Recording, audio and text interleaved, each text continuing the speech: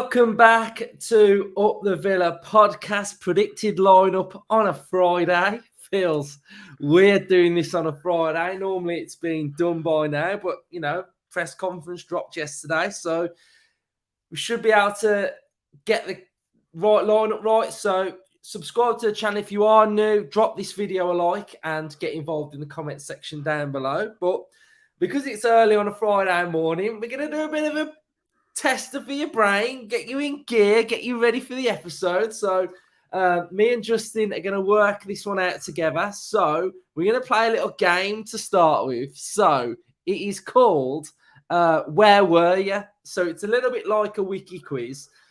So what you've got to do is we'll do it together. But if you can get this before us, let us know whether you get it before us. So we've got the years on the left-hand side, the team that this player played for, the appearances, and the goals.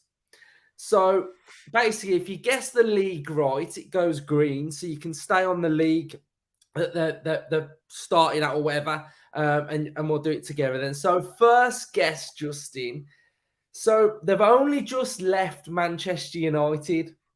They've not played many games, and they've hardly scored. So I think United side, you can always the Freds and McTominays, they've played loads of games. This player hasn't. So what we're thinking, I'm thinking maybe defender. Yeah, it's got to be a defender, hasn't it? 2 goals in 45 games, or a defensive midfielder. Just left Man United. Yeah. This season. But he has played games. He's had appearances. Not a lot in, 8 years? Yeah. 8 years, so a handful of games a year, or maybe they just come through the youth team. Maybe it was a youth player, academy player. Okay, first guess. What about that Chong that went to Blues? Yeah, could be, yeah. Should we put that as our first guess? Yeah. Oh, it's not coming up. How'd you spell his name? That'll be. How'd you spell his name? Right. You spell his name Tahithh. Tahithh.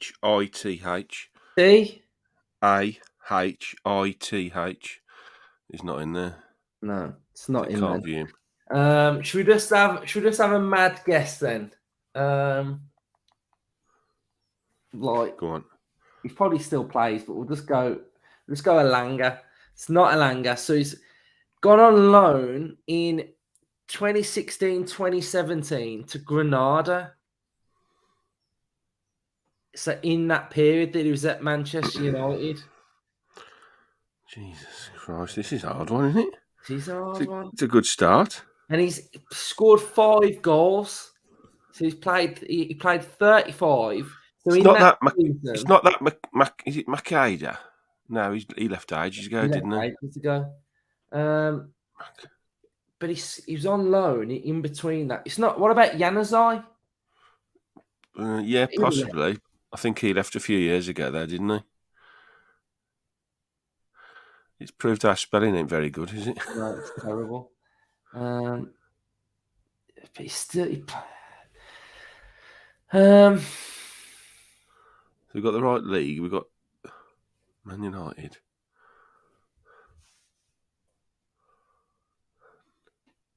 My spelling's atrocious. So it's not. It can't be that Januzaj because he left. No. He left a while, and he was at Sunderland as well. Did he? No. We're gonna have to have a mad guess again. Well, we're just gonna have to just have a mad guess. We'll just get rid of this one then. So, who are you thinking? I don't know. I'm really struggling with this one. I'm just trying to find out. I'm trying to work out who was in the squad at Man United. So defender. We reckon he's a defender. I reckon he's a midfielder. He scored 5 goals on loan. He won't be. It's not Twanzebe, is it?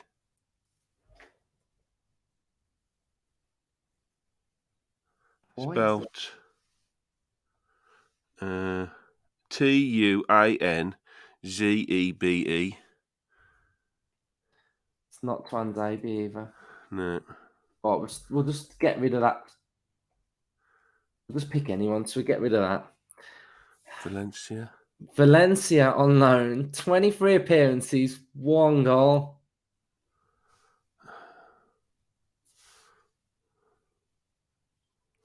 No idea. This one is just absolutely.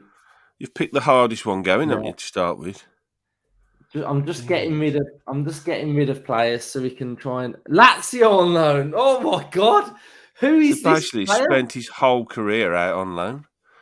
16, 17, 17, 18, Last 20, year he was 20. at Lazio on loan,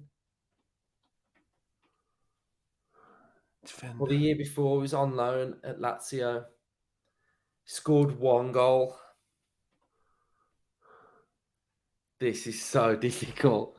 Well, we're gonna have to just get rid of this name as well because I can't think of anyone.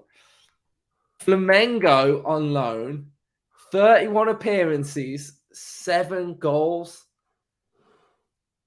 and that's like last season now. It just shows my Manchester United knowledge is absolutely terrible. I haven't got a clue. I have not got a clue, so we'll just Put in Mata. no. It's not matter, but Fred. who is it? Who is it? Fulham. He's at Fulham now. Yeah. 24. So who went to Fulham from Man United? 24 games, 2 goals.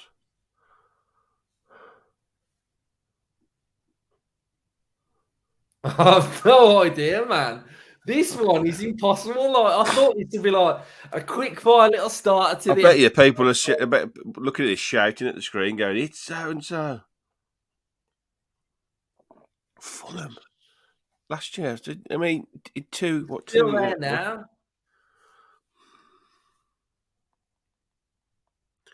It's doing me head in. I haven't got a clue. I'm gonna chuck it. I'm just chucking it. It is Andres Pereira. Pereira. Oh my days! I didn't know he'd gone to Fulham. I'd have never have got that. I didn't even know he'd gone to Fulham. Never in a million years would I have got that. Right then, let's start the proper episode. Right, let's go. I thought that would be a nice, quick fire little cheat. Hell. That was hard, man. So, Chelsea, Villa, predicted lineup. Let's go. I'm looking forward to it. I think we have got to remember that it is a big test, haven't we? And it is a difficult game. You know, Chelsea, you just don't know what you're going to get with them, do you? There's just, you know, they could turn up and be fantastic. Their recent form, up and down. It looks like they're concentrating on the Champions League, so that's going to be their only thing that they can win, or the thing that they can win to qualify for the Champions League. They're not really going to want Europa Conference, are they? So motivation for the players, I still think it's a bit up and down. They'll have their eyes on the Champions League. Kante is potentially back, but again, I think they're going to want to save him, especially for the Champions League. So what you're saying, Justin, it's going to be a difficult game, isn't it? And I think it'll be a tight game. So what are your thoughts now, a day before the game? Yeah, I'm pleased we've got Kamara back. I think we're more or less full strength, as close to full strength as we can possibly be, with the exceptions, obviously, of Carlos, who's not quite ready, and Coutinho, who's injured. So I'm happy with the way our squad's shaping up. The bench will be decent as well, and we've said all season this new 5 subs rule has helped us. I think it really has, because we've got a manager now that knows how to properly use the bench as well. So I think players that start on the bench, they're not phased at all by that, because they know that a lot of them, especially because he's using this sort of, you know, he's tightening down on the bench. He's not, naming 9 subs, because he's only really naming players that he wants to use. So it is we are a squad based game now, aren't we? And I think it'll be interesting to see what he does with Kamara, whether he throws him straight back in, given that how well John McGinn's done. I think it all depends on how he's trained. He said that yesterday, didn't he, in the press conference? It depends how it goes today.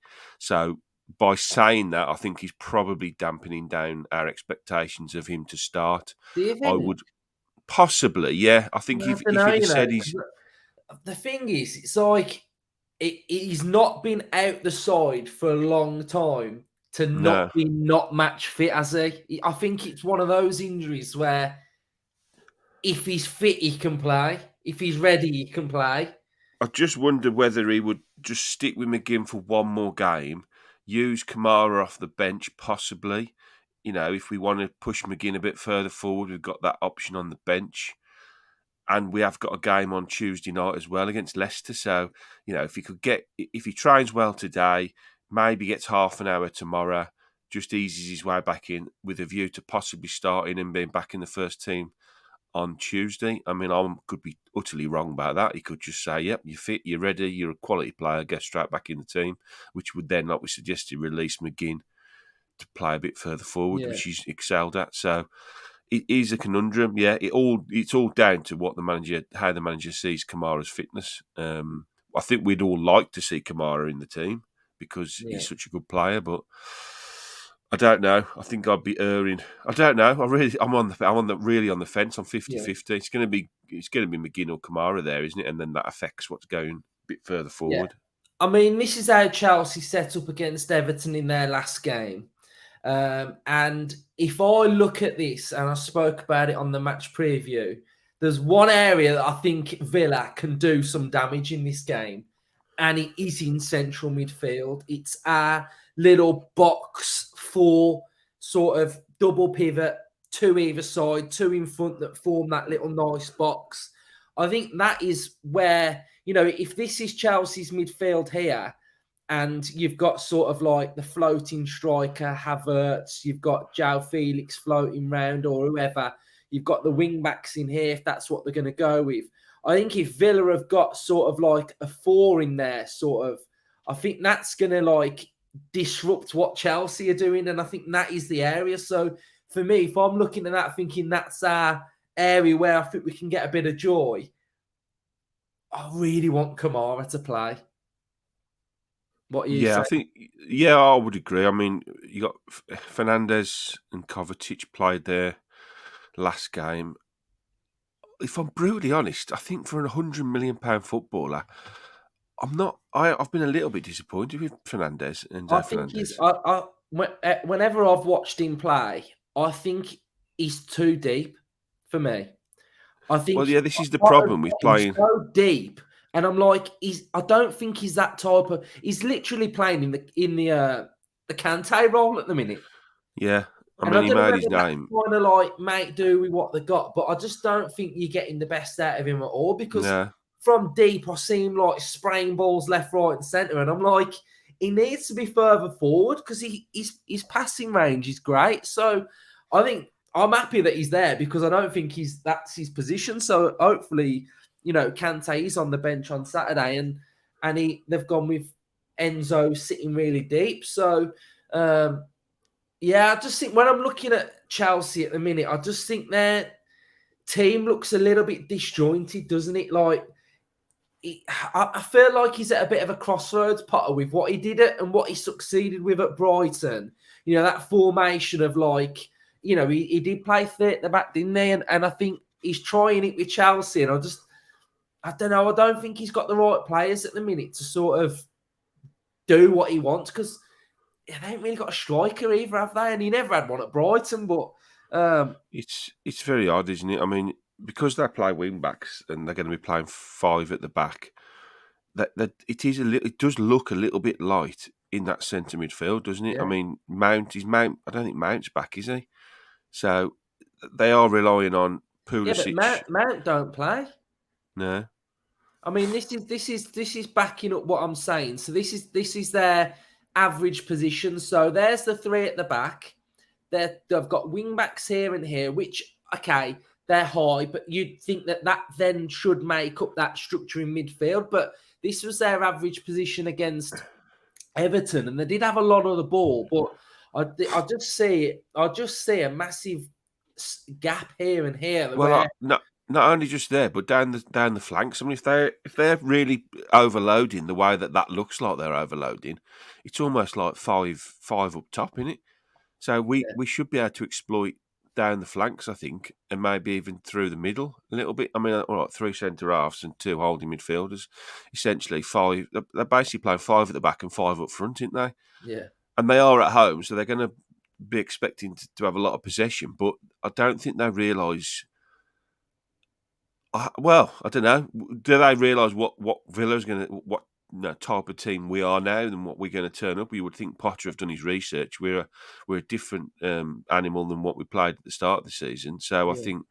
I think we're going to cause them a lot of problem. I really do. I think we're going to cause them a hell of a lot of problems. Me too. We'll go with the back four, well, back two as normal. And we'll just fill in quickly some of the positions that I think are dead certs and we can all agree on. If we go, well, I think we've got to play them mixed up here. Well, we'll get Louise, move that one over. We've got Louise, Watkins, obviously going up top. So, I think if we look at this now and we think, how can Chelsea hurt Villa?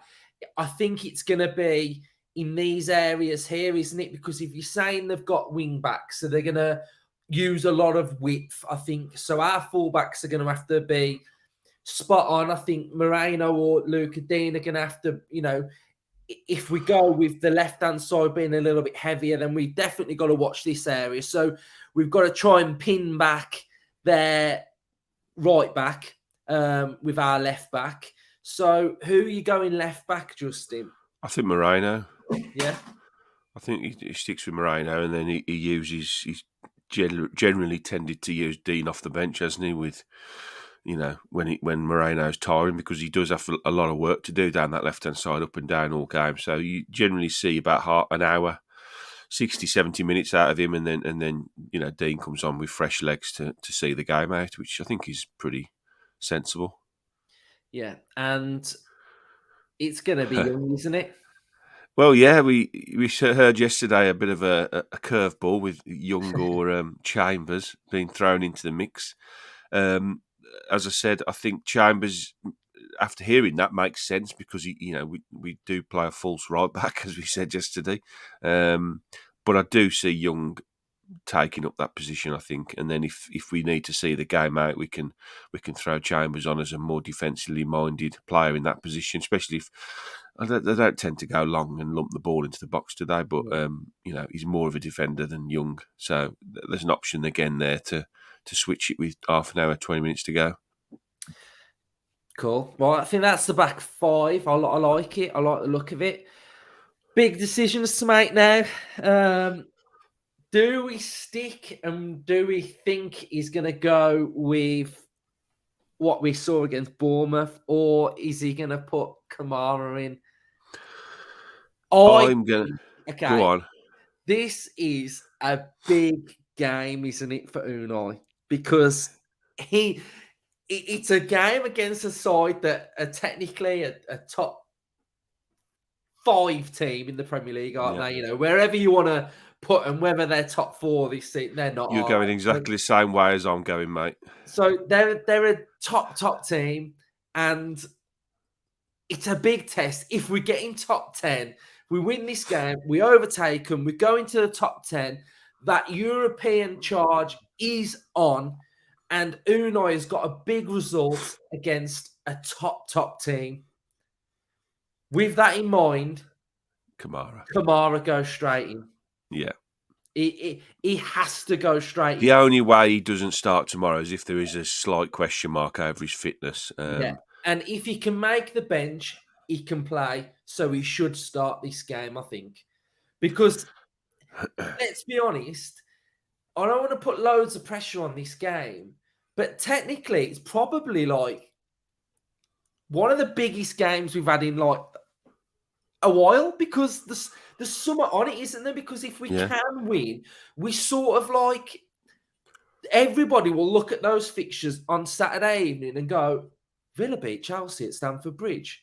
Like, we know that they're like on the charge with Unai, but it's like one of those games where you just look and take note. And I think we've got to go into it as strong as we can, and try and get the result. I think It could really be like a putting the marker down, like you say.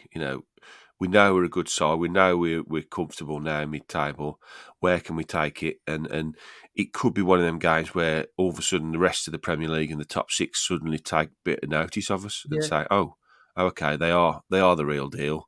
They are going to be mixing with us." And I think it's a good time to play them. We're in good form. We've got a lot of players fit, so I think it's. I'm looking forward to it.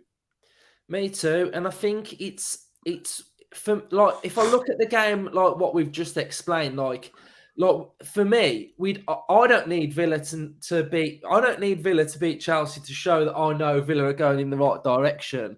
But I think as a bit of a wake up call for everybody else, I think that's what it would potentially be. And we spoke about on the match preview that we were saying like Europe, there is a small possibility.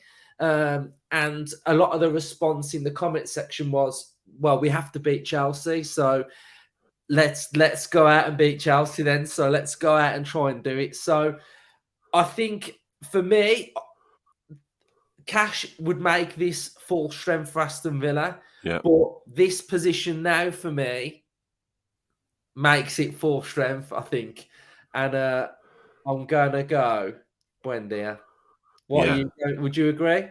Yeah, I think McGinn. The other plus point of Kamara being back and being in the team is with Cash missing, that extra energy that McGinn brings to that side. He won't have that. There. Yeah, he won't have that. He won't have to just sit in the middle and do that. He will be able to get up and down that right hand side. As we know, his energy levels are ridiculous, so he will be helping out in the middle. He'll be, covering for Ashley Young. He'll be getting forward himself. It gives him that little bit more freedom than he has playing in the six. So I think that's another big reason why I think Kamara will definitely, hopefully, start the game. I think because it does release McGinn into that area where he can help out Ashley Young as well. Yeah, and Buendia is playing probably some of the best football he's played since he's been at the club. So for me, he plays, and we know Ramsey, that. we've got like a lot of players in that midfield that are all getting to like the best version of themselves, aren't they? At this time of the season, like Well, I could literally run through this whole team now and say Martinez's kicking's got better. Mings and Konsa look the best they've looked in absolute years. I go back to when we played Newcastle this season, and the two of them looked like they'd never played a game together. The defending was that bad. And then you transform it into the life under Unai, and they look the best they've ever looked. Moreno's getting better. Kamara's just class. Luiz looks the best he's looked in a Villa shirt. Ramsey and McGinn are looking back to their best in a Villa shirt as well. Buendia and Watkins, the job Unai's done with these players, and yes, some of them might not even be here next year. You don't know. They might not be first choice players, but the job that he has done with them is already massively improved, every single one of them. And I think that is a massive plus point as well. Well, you just look at that midfield five. At the moment, there's not really a weak link there. Ramsey's in good form. He's really grasping his chance now and seems to have settled right down under Emery. McGinn, again, after a difficult start to the season, his form is outstanding, club and country. Luiz has just been named Player of the Month because he's been that good. Kamara's just been a Rolls Royce since the day he walked through the door. And Buendia is in great form, and Watkins is banging the goals in, week out, something that we always hoped he had in his locker, but he's producing, and you can't fault him. The back four's pretty solid. The two centre halves are playing well. Moreno's fitted in a treat. It's a shame Cash is injured, but Ashley Young has proven time and time again this season what an asset he is to the squad and what an experienced and top professional he is. So I've no qualms about him coming in, and we've got the best goalkeeper in the world. We're going to beat Chelsea, aren't we? Yeah, we are. So I'm really looking forward to the game. So that will be it for this episode. We will have a women's WSL preview tomorrow as well. That's coming out tomorrow morning for any of you that are enjoying the content we've been creating for the women's side. And then we'll be back tomorrow evening with match reactions. And then, I think we'll have the debrief on Sunday evening. And then we'll have a preview for Leicester on Monday as well. So going to be a bit of a mad one. But cheers, everyone that's enjoyed the content. And up the Villa. Up the Villa.